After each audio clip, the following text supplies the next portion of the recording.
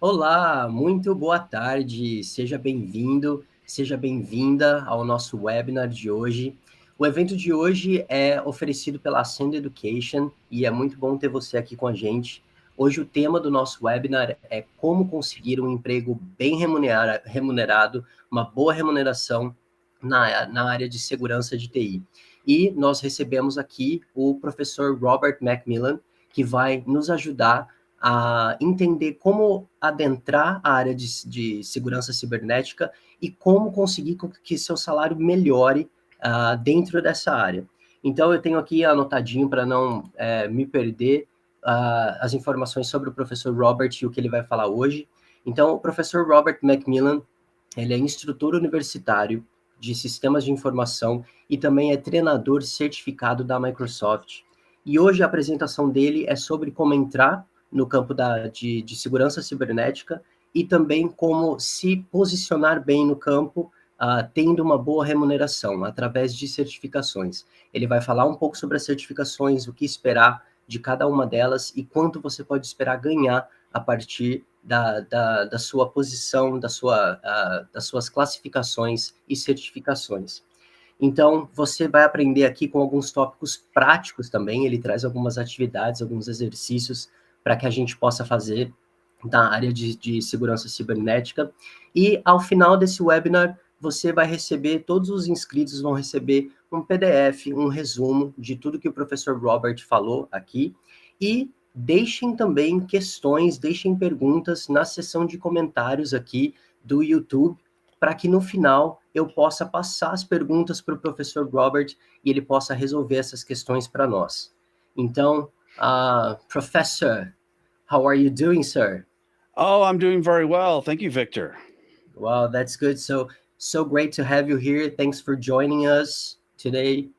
It's a pleasure. Well, thank you. It's very exciting. So, welcome to all of our learners in the United States and Brazil and all over the world. This is an international presentation from Ascend Education. My name is Professor Robert McMillen. I am a college professor in the Portland, Oregon area, and I provide all different types of training in the area of Windows servers, security, networking, and help desk, and many other types of things. And I'm very excited to be here today. We're going to be having a lot of fun today. We're going to be doing several fun exercises to help prepare you for the world of security. And I'm going to also go into various different types of certifications. We're mostly going to be talking about CompTIA certifications today. And Ascend Education has a lot of great courses for many of these CompTIA certifications. I have some CompTIA certifications myself, and they're great entry-level certifications, especially when you want to get started into security. This is a very exciting time to be entering the IT security field. It's one of the most underserved areas of all of information technology. And so you can see that there's a lot of great money to be made, and there's very little unemployment. So most people who get into IT security are working in IT security. And here you can see some of the salaries, the average salary in the US with this Security Plus certificate or certification. We can use either one of those terms, is $71,000. Top salary is $115,000. And when 100 different IT managers were interviewed, they said, how much more money would an employee make if they had the Security Plus certification? And the average was 16% more than if you did not have that certification. And if you have even more CompTIA certifications, you can expect to earn an additional 5% for every certification that you have. So that is a very exciting thing for people who are looking to break into IT security. And as I mentioned earlier, it's a very exciting time. I remember when I first got into information technology many years ago, there were very few certifications. As a matter of fact, CompTIA only had the A+ certification at that time. They didn't have anything else. And over time, they have added a lot of great certifications that have added a lot of great value to the people who earn them and to the companies where they work. Also, when I got started, there were no college degrees for IT, for information technology and operations, that computer information systems. All there were for programming.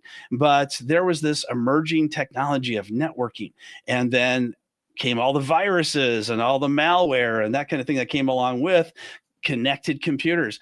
And then that created this whole new industry called IT security. So let's talk about breaking into IT security so you can learn what you need to do to become an IT security professional and the different certifications and education that goes along with it. So the Security Plus certification, that's the first one I want to talk about. And that's because it's a great entry-level certification. So if you look into all the different types of security certifications that are out there, and there's a lot of them, a lot of great companies. One would be the EC Council, which talks about ethical hacking. Another would be the ISC Squared organization, which prepares people to be IT security professionals as well. Those are higher end certifications, and those are great certifications that you can go for a little bit later on as you get more comfortable in becoming an IT security professional. Now, you may ask yourself the same question that I asked myself many years ago. Am I good enough?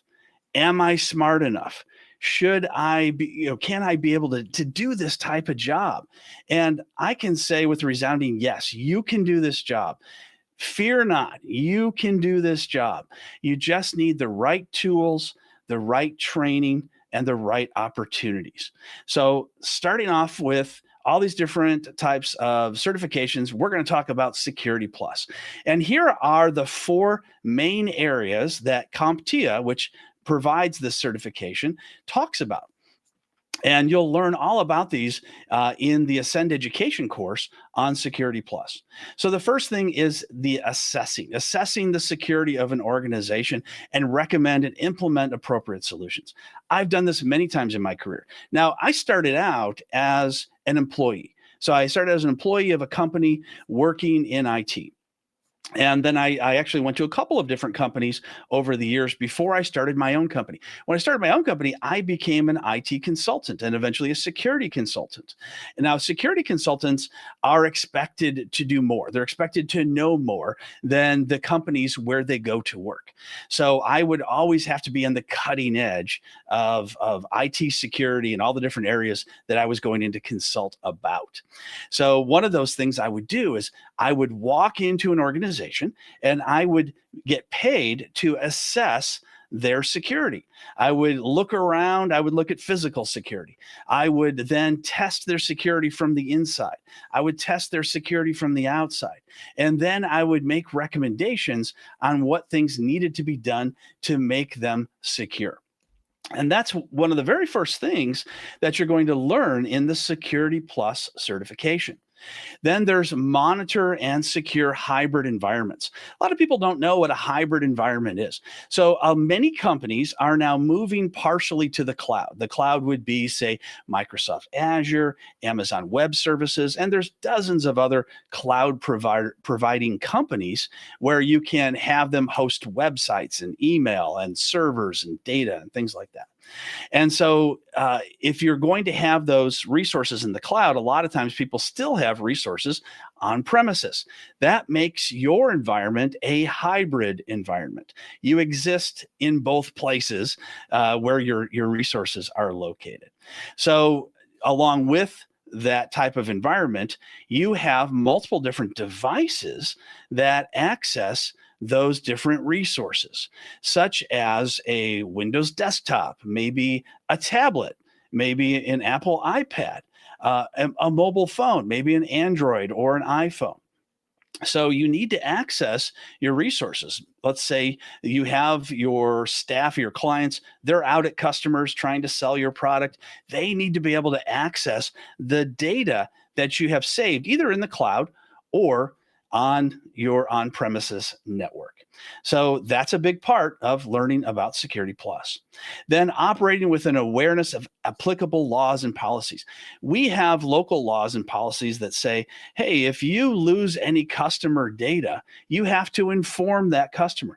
That is a great ethical practice. It's a little bit scary because, you don't want to lose customer data and then possibly lose your business because you've lost their data. But you should do this because it is ethical, it's the right thing to do, and there's a lot of laws that say you have to do it. So that's something that you'll learn in the Security Plus certification as well. Identify, analyze, and respond to security events and incidents. This is going to have to do a lot with looking at log files and interpreting the log file data. Artificial intelligence is great, but nothing replaces someone going in and actually looking at log files and interpreting what it is that they're seeing. So that is the Security Plus. There's another certification from CompTIA, which is very good. Now, even though it says it's the Server Plus, it's still going to have security in them. What you're going to find is a lot of these different certifications are going to overlap a little bit. So in the Security Plus, you're going to learn a little bit about servers.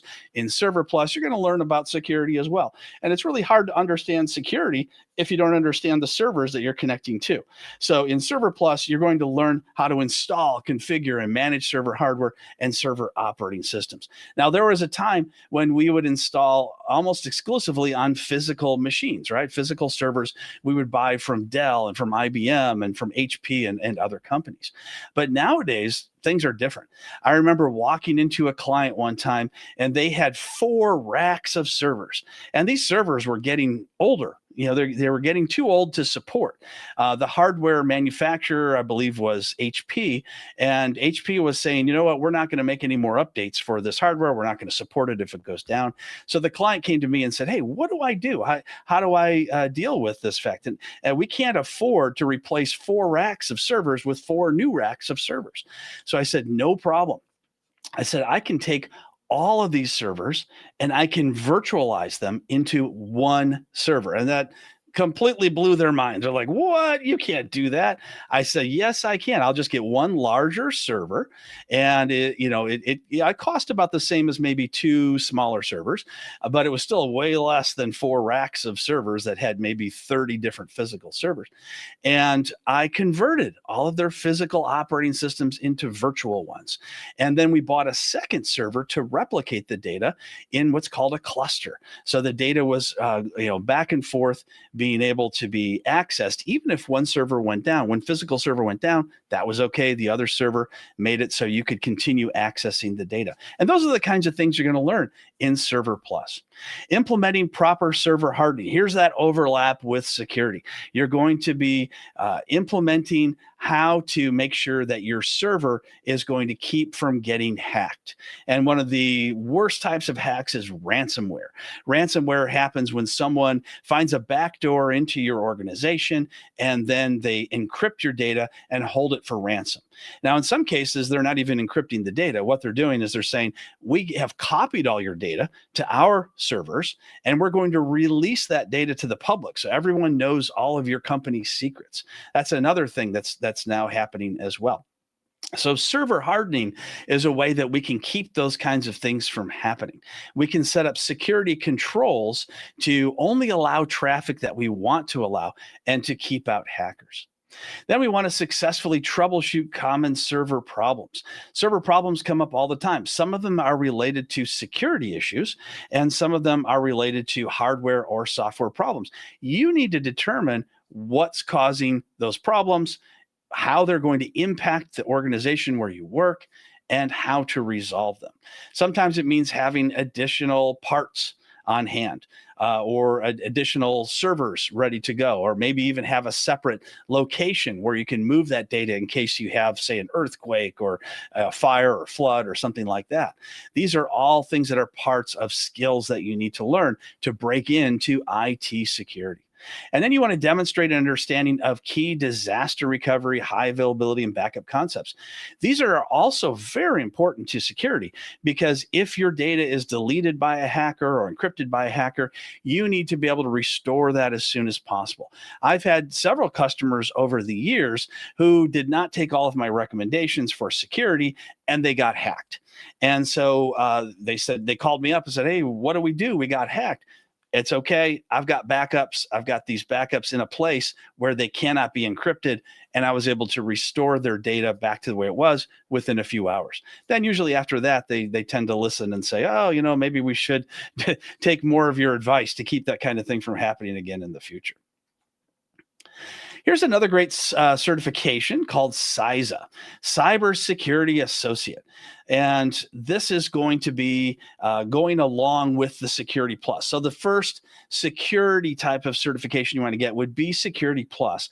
This is a great follow-up to Security Plus, is CISA, the Cybersecurity Associate certification. So the first thing here you see is to leverage intelligence and threat detection techniques. Once again, these come from CompTIA. These are the things you're going to learn when you take the certification course such as at Ascend Education.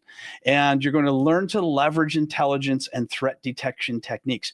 That means utilizing things such as intrusion prevention and intrusion detection types of software and devices. So they're going to let you know when something out of the ordinary is happening, and they're going to notify you by email, maybe by text, maybe by phone, and then you're going to go in and find out what that threat means, whether it's a false positive or an actual threat, and then you're going to take action to protect the organization. You're going to analyze and interpret data.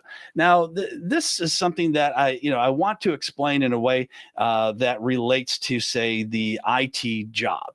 So if we move away from security for a second, we move to just plain old IT operations, where you're just managing servers and things and managing users and things like that. The first job you get in an IT type of a job is going to be help desk. Help desk is where you take phone calls, you manage issues, and then you resolve them, and then you close the ticket. Well, there's a similar thing when it comes to IT security, and that is analyzing and interpreting data. I had a student once who, after he took our security class, he emailed me and he said, "Hey, great news. After taking your class, I got a job, an entry-level IT security job." And I said, "Hey, that's fantastic." And so then he got back to me about a month later and he said, "I hate this job." And I said, "You hate this job? You've only been there for a month. What is it that you don't like about this job?"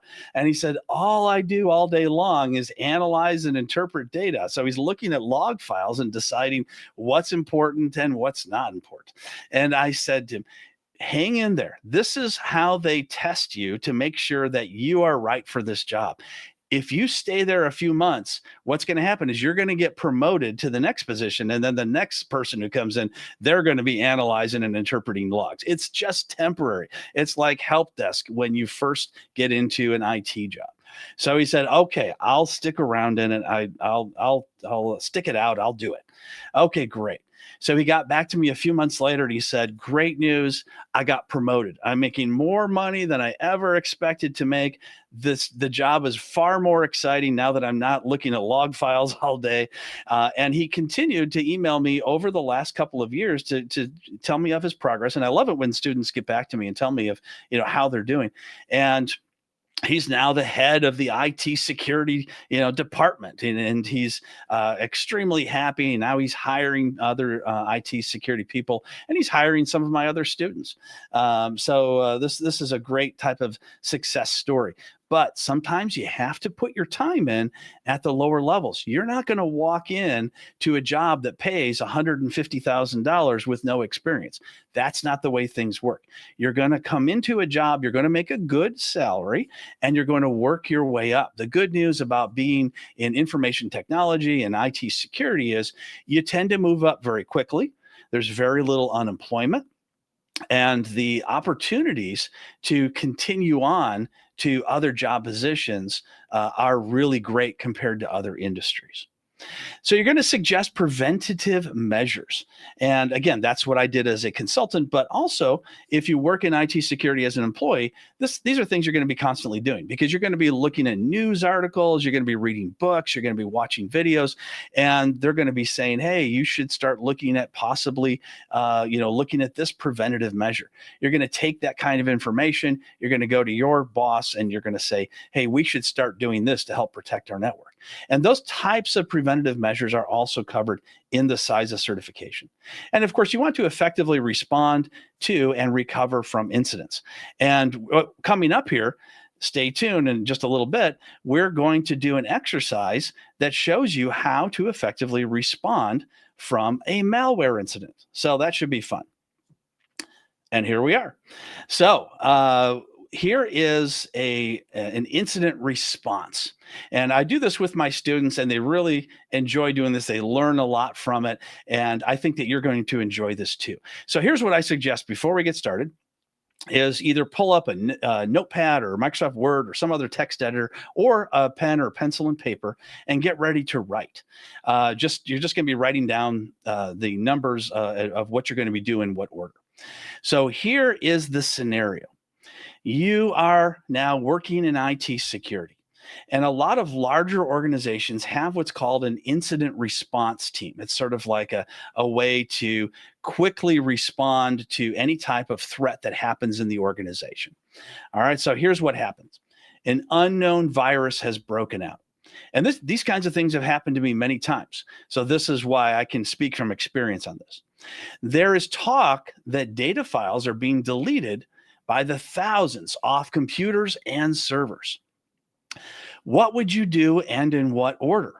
Also, what would you not do? What's something that's not a good idea to do? So get ready to write down your answers. Here we go. Now, these are the different things that you're going to do, including one thing you're not going to do, but these may or may not be out of order. Steps 1 through 8. So we'll start with the first one. Inform everyone in the company of the outbreak and severity. Shut down all the PCs and servers. Let the staff continue to work. Discuss the situation with your boss and department heads. Department heads would be like the head of the HR department, head of the accounting department. They're not necessarily your boss, but they are bosses of other areas in the organization. Number 5, unplug the network switches for the company. 6, apply new antivirus patch to each computer. 7, use an isolated PC to send a sample file to the AV company or anti-malware company, whatever you want to call it. So if you see a brand new virus where there's no antivirus signature, then that means that you have to call the antivirus company that you're working with and send them a sample file so they can send you the antivirus signature to install in your anti-malware program to kill that virus. And I've had to do this on several occasions. And then number 8, document the incident and the resolution. All right, I hope you have been writing down all the different things that you want to do here in what order and the one thing you don't want to do, because I'm about to show you what the correct order is. So here we go. All right, here is the correct order based on my experience and many years of teaching. This is what I would do, and here's why. So the first thing I would do, which was actually number 4 in the previous slide, the first thing I would do is I would discuss the situation with your boss and department heads. Why isn't the first thing you would do unplug the network switches for the entire company? Why isn't that the first thing? Well, because you're not the boss of that company. You don't own that company. You can't go around unplugging people's computers in the middle of their work.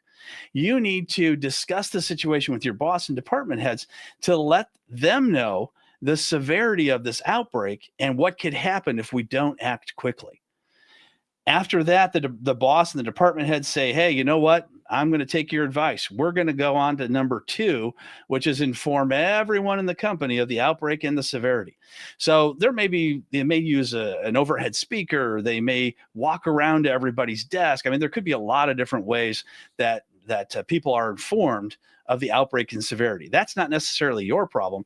That's the company's decision on how they want to inform everyone. Once people start getting informed of what's happening, now it's your turn. Now number 3 is you're going to go around and unplug the network switches for the entire company. Unplugging the network switches is something that's really quick and easy to do. You can walk up to your network switch and quickly disconnect 24, 48, 96, however many ports there are on all of your switches within less than a minute. So it's even faster than shutting down the computers, and it keeps the malware from spreading from one computer to another. So if that computer is already infected, then there's not a lot you can do right that second. I mean, there's something you can do coming up, but not anything right that second. So the fastest thing to keep other people from getting infected is to unplug all the network switches. Then we have number 4, shut down all the PCs and servers. All right, so everybody's disconnected from everybody else. Shut down all those PCs and servers. Number 5, now we need to get the antivirus or anti-malware company involved.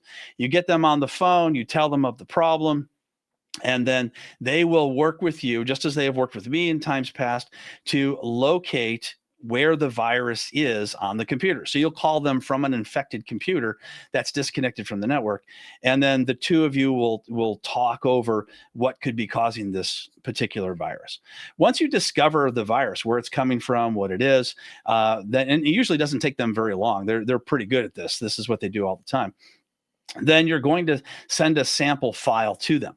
So you'll probably plug in, say, an external USB file, something like that, or maybe even temporarily reconnect this particular computer to the internet and just have that the only one be connected, and then send them off a file. And then after that, they're going to send you back an antivirus signature file. You'll apply that patch to the computer, and then you're going to document the incident and the resolution, because the next time it happens, you're going to want to make sure the next team, in case you've moved on to other companies, are ready to resolve.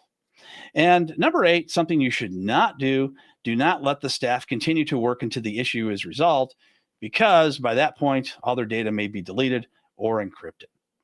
So I hope you did well in that, but even if you didn't, that's okay. You're in the learning stage of how to break into IT security. And this is one of many different types of incidents that could happen in your organization.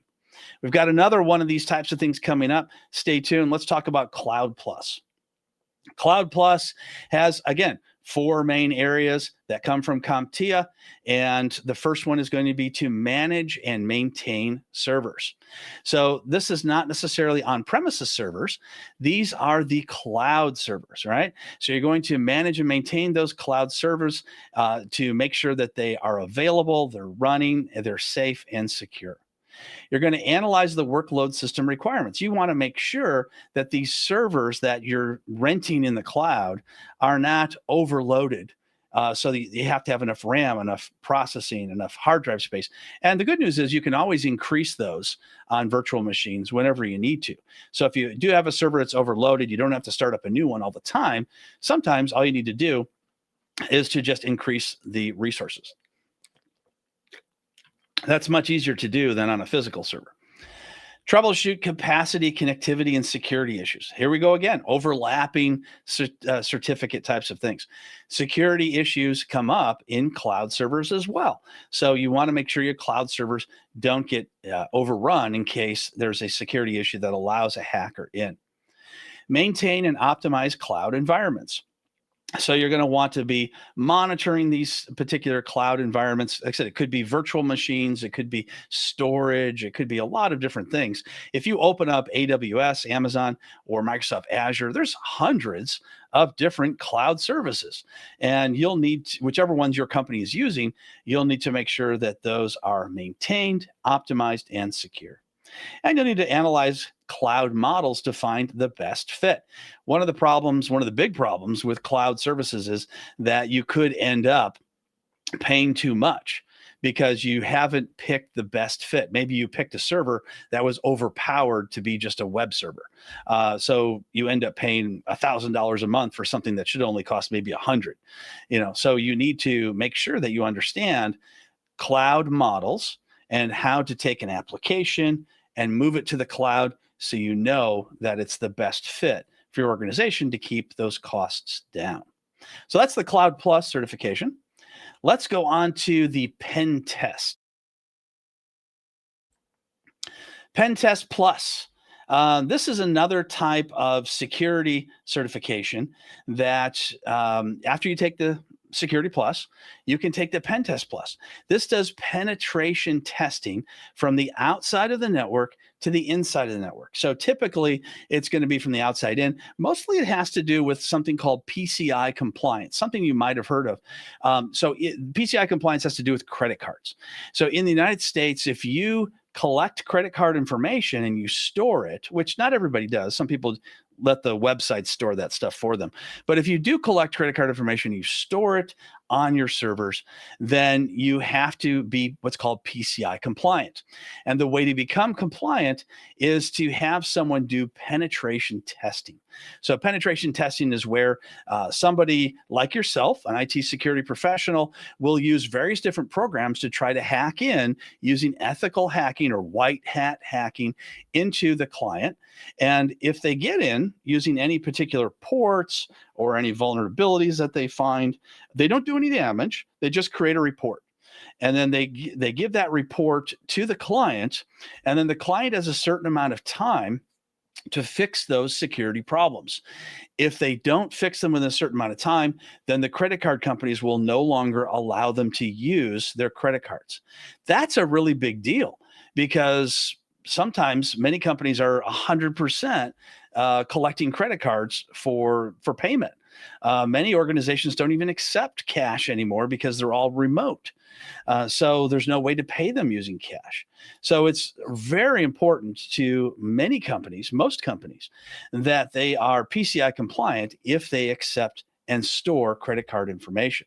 So you'll have to do things such as vulnerability scanning and analysis. That's those tools that I was mentioning earlier. And then you have to understand governance, risk, and compliance. Not every state and not every country has the same risk and compliance rules. So if you're scanning something in Brazil, there might be different rules, say, in the United States. So you have to understand the location and the type of business that you're scanning and what the compliance rules are. Not only is it geographic when it comes to rules compliance, but it's also the type of organization. If it's a healthcare, then you have to be in compliance with HIPAA rules in the United States. If it's finance, you have to be Sarbanes-Oxley compliant. These are various different laws that were created by the government. So you have to understand the types of organizations as well. Researching all types of researching attacks of all types for risk assessment. So basically knowing vulnerabilities. And then you have to report on those particular issues. So you have to have good communication skills. And you'll learn all those things in the Pen Test Plus course. Security related job titles. There's lots of different job titles out there, lots of different jobs, and they're constantly being updated. And one of those jobs is going to be security analyst. That's going to be one of the entry level jobs that you can get. Now, security analyst means different things to different organizations. In some organizations, you're going to be looking at log files a lot. In others, you might be doing higher end types of skills. But for the most part, security analyst is a starting position in IT security. Security operations center analyst has to do with, say, a data center. So if you're working in a data center, you'll need to make sure all the servers in that data center are safe. I remember many years ago, Microsoft Xbox, of course, they make the games.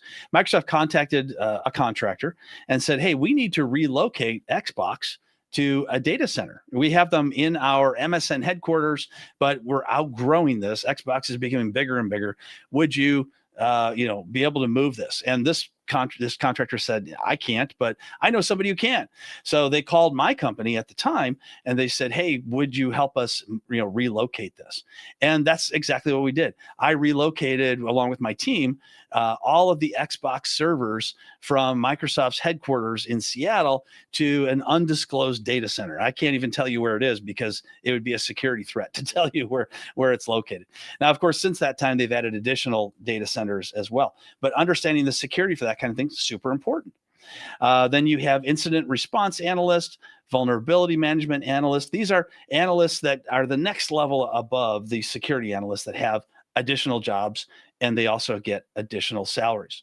Security engineer, that's one of the higher end types of positions. Security engineer is going to be, someone who manages a team of people typically to do various different types of things. And then you also have the threat hunter. They go out and they look for threats within the organization. Threat hunter is kind of a fun type of a job. It doesn't necessarily pay the most. It's still very well paid, but it's not as good as, say, a security engineer. But it's also a fun job all day looking for threats and trying to figure out, what kind of problems you're going to have. All right, let's go on to emergency response awareness. This is our second type of setup for say, if you're working in IT security. Sometimes the threats are not software wise, sometimes they're physical problems, such as the power has gone out.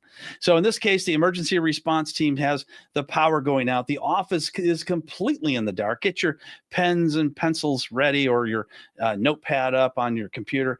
So, what do we do, and in what order? The office is completely dark. And what do we not do? So get ready to write down your answers. And I apologize, the type is a little small here, but we had to get a lot on this slide here. So the first thing that you may or may not want to do, these things in some cases may be in order, in other cases will not be in order. So number one, meet with the department heads to discuss the situation. Is this the first thing you do when the power goes out? You may not think it, but having the power go out is a big security issue. It's a big physical security issue. Document incident and resolution. Is that the next thing you do? Probably not, but it's the next thing on the list. Create a group to stay on watch if the outage is estimated to be extended. You want to make sure that it's safe to do so. In some areas, when the power goes out, you don't want to be there. In other areas, it may be safe enough to leave a team on site. Have the department heads tell the staff to leave all equipment plugged in until the power is restored. Number 5, go to the server room to gracefully shut down all the servers before the battery life drains from your UPS. That's your uninterruptible power supply to keep your servers up for a certain amount of time during an outage. Then you have call the power company to see if this is an area-wide outage. Have the department heads call their staff to unplug their computers and monitors and bring servers and equipment up when power is restored. All right, we only have a few minutes here, so I'm going to go ahead and go on to the next one. So hopefully you've written down your answers. So here we go. Number 1, go to the server room to gracefully shut down all servers and equipment before the UPS battery life drains. Why is this number 1? Well, number 1 on the previous incident showed that you needed to go to the boss and the department heads to say, hey, we got a problem. But when the power goes out, you don't have to do that. They already know the power's out. Right there, you don't want to trip over yourself trying to get to the bosses to say, hey, guess what? The power's out. They already know it. So it's a different number 1 response than it was to a malware outage or a malware incident. Number 2, you want to call the power company to see if this is an area-wide outage. Why is that number 2 instead of meeting with the department heads? Well, because the first thing what the department heads and the bosses are going to ask is, hey, when's the power coming back? So you won't be able to tell them until you call the power company and ask them when the power is going to be back. So that's why that's number 3. Number 4, have the department heads tell their staff to unplug their computers and monitors. Well, the staff are all pretty much standing around, sitting around going, what do? We don't know if we're supposed to leave. We don't know how long this outage is going to be. So if it looks like it's going to be out for a bit, then you don't want to leave your computers and monitors plugged in, because when that power turns on, it has a rush of electricity that could fry a lot of components. I've seen this happen many times. So you want to make sure that the computers, the monitors, anything that may be sensitive electronic equipment is off. Then you want to create a group to stay on watch if it's safe, and then let everybody know when the power's back on. Power comes back on, bring that server and bring all the servers and equipment back up again, turn them all back on, document the incident resolution. Something you should not do is not have the department heads tell their staff to leave their equipment plugged in until the power is restored. So hopefully you learned something there, learned something new about what to do in case your power goes out. Now you've learned all about the various different security certifications offered by CompTIA and through courses through Ascend Education. Here is my contact information, and now I'd love to take some questions from all of you. So Victor, take it away. Well, thank you very much for your brilliant presentation. I actually have some questions here from the audience. Então eu tenho algumas perguntas aqui do pessoal. Tem a pergunta da Megan Adamson aqui. Ela pergunta, eu vou fazer a pergunta em português e inglês. I'm gonna say the question in Portuguese and in English. So in Portuguese first, quais são as tendências emergentes ou os desafios no campo da cibersegurança que estão atualmente sendo monitoradas pelo Robert, ou que ele está tratando delas na função atual dele. So, Robert, the question is, what are some emerging trends or challenges in the cybersecurity landscape that you are currently monitoring or addressing in your role? Yes, there are constant changes to security issues that are happening.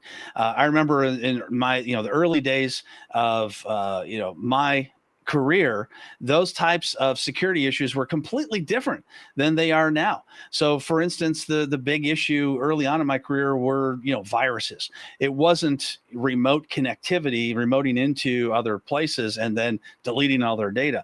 These are the kinds of challenges that we're having nowadays, is that vulnerabilities in remote access software. It could be using a virtual private network or VPN. It could be using remote desktop.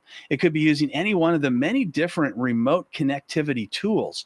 What I'm finding is that more and more vulnerabilities are being found in these remote tools. And so hackers are exploiting these vulnerabilities and using them to access computers that allow connectivity to them from the outside. So that is one of the big ones right there. The other one is and will continue to be for many years phishing attacks. Phishing attacks or phishing attempts by sending you emails to try to get you to click on a link to open up a fake website where you will enter your real credentials, say to your bank account or to some other place, and then you could have your money or other resources stolen. Okay, well, thank you. Another question from the audience here is actually from Marco, our student. He has a question concerning the job titles. If you could, for a second, sir, go back to the slide where you have the job roles, the job titles. You know what I'd like to do instead of that is I'm going to give you something even better. I want to show you a web page called all right. payscale.com. And Okay, inside can I just get it across? Sure, go ahead.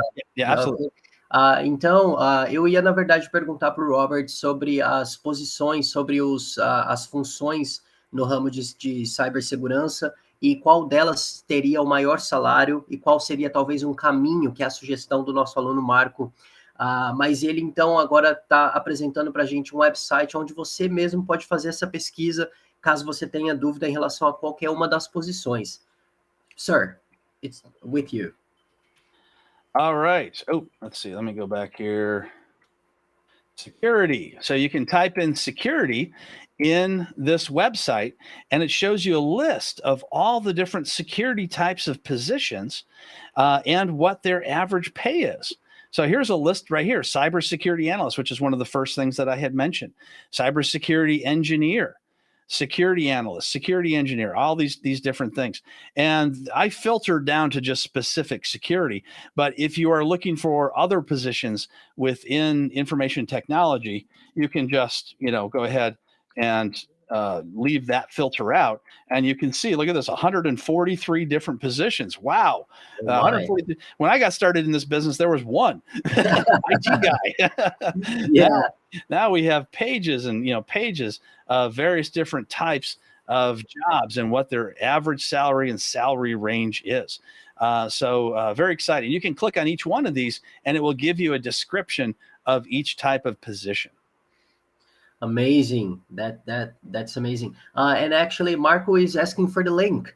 What is this website that we're seeing now? Yes. Let me go back to number one here. And let's see.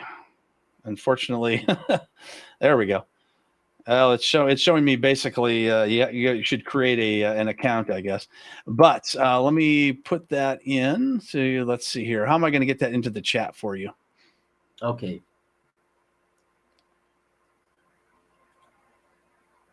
How do you want me to get that into the chat? Well, if you if you have like a notepad or something that you can write on. Oh, yeah. Okay. Yeah, I can get it to our chat here. Okay. So what I did was I went to what you see here. It's payscale.com right here. And then you can go to the search box and you can just type in information technology.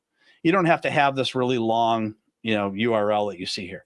Just go to payscale.com and type in the search box information technology, and you'll see the list of all those different jobs that I just showed you. Now, you may end up, if you click enough times, you may end up what happened to me was the prompt to log in. It's a free account to sign in. So go ahead and create an account, and then you'll be able to click as many times as you want. But you have a limited amount of clicks, and obviously I exceeded that the first time you go in. You have a limited amount of clicks the first time you go in? Is that what you said? And then you have to create an account, which is free. Ok. Então, o Robert falou que, na verdade, esse site é muito interessante para você pesquisar qualquer posição, não só na área de cibersegurança, mas na área de TI em geral e outras áreas, mas que a primeira vez que você entra no site, os seus cliques e nas funções são limitados. E daí você precisa depois se registrar para você poder ter cliques à vontade, para você poder pesquisar outras funções. Okay, sir, let me see if we have anything else here. Looks like we're coming to the end of the time frame, but yes, I guess so. Actually, I just want to thank you so much for all your knowledge, for sharing with us your knowledge, and hope to see you really soon. Yes, please email me any additional questions we didn't have time to answer, and I'll be happy to personally respond to those questions. Então, se vocês quiserem se conectar com o Robert, aí estão as mídias dele, tanto o website, e-mail, Twitter, LinkedIn. Procurem, ele é super acessível, conversem com ele. E foi um prazer ter vocês aqui, espero que vocês tenham gostado. E entrem em contato conosco, nós temos todas essas certificações que nós falamos aqui. Então, estamos à disposição. Um abraço e até o próximo webinar. No próximo webinar, só dando um spoiler para vocês, nós vamos falar sobre como conseguir um emprego fora do país. Qual é o caminho que você tem que trilhar para você conseguir um emprego na área de TI nos Estados Unidos ou no Canadá especificamente. Então, até breve, vejo vocês. Até lá. Thank you, sir. See you next time. Bye-bye. Thank you, everybody. Have a good day.